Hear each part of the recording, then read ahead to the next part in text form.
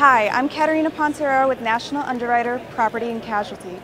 Today I'm here in Richburg, South Carolina at the Insurance Institute for Business and Home Safety. Keep watching to see how this destruction happens.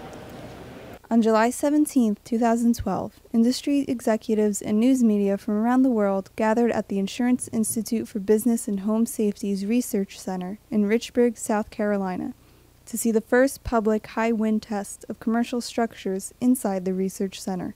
The test subjected two strip mall-style structures to high-force hurricane winds. The first building, labeled Common, was built to common construction practices.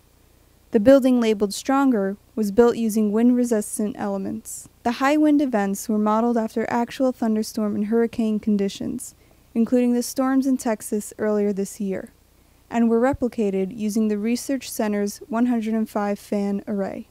At one point during the test, 2x4s were launched into each of the building's windows to simulate objects such as a tree branch flying into a building. The obstruction caused extra air pressure to flow into the buildings and caused more damage. Today you saw a test on commercial structure, such as a small business or a strip mall. The outcome of this was that we saw, for a very small cost, one building has little or no damage other than a broken window that was broken on purpose, and the other building has lost the sidewall, the flashing, and the roofing is destroyed. So the structural difference between the two buildings really was in the connections. You're already paying for a lot of the block and the strength of the walls by paying a little bit of attention. In this case, $1,219 difference. You have a structure that's really tied together and very strong versus one that opened up and fell apart.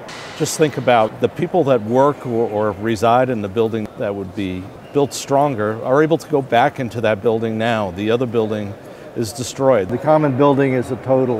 The other one has absolutely no cracks in it whatsoever, having gone through the same conditions as the yellow building. And so a tremendous difference for that small investment. The total difference was less than 5% of the cost, less than what somebody would pay for their taxes on the materials that it took to build the building. We will continue to try and encourage all businesses that we work with and that we insure to build or repair to fortified standards.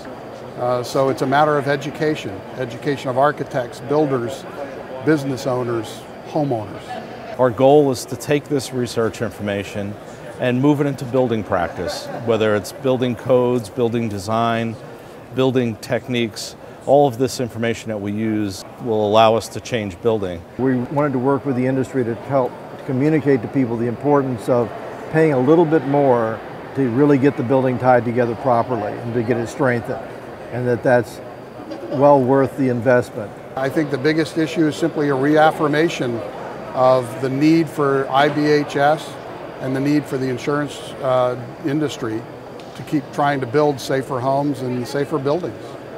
Your family or my family could have been in that building.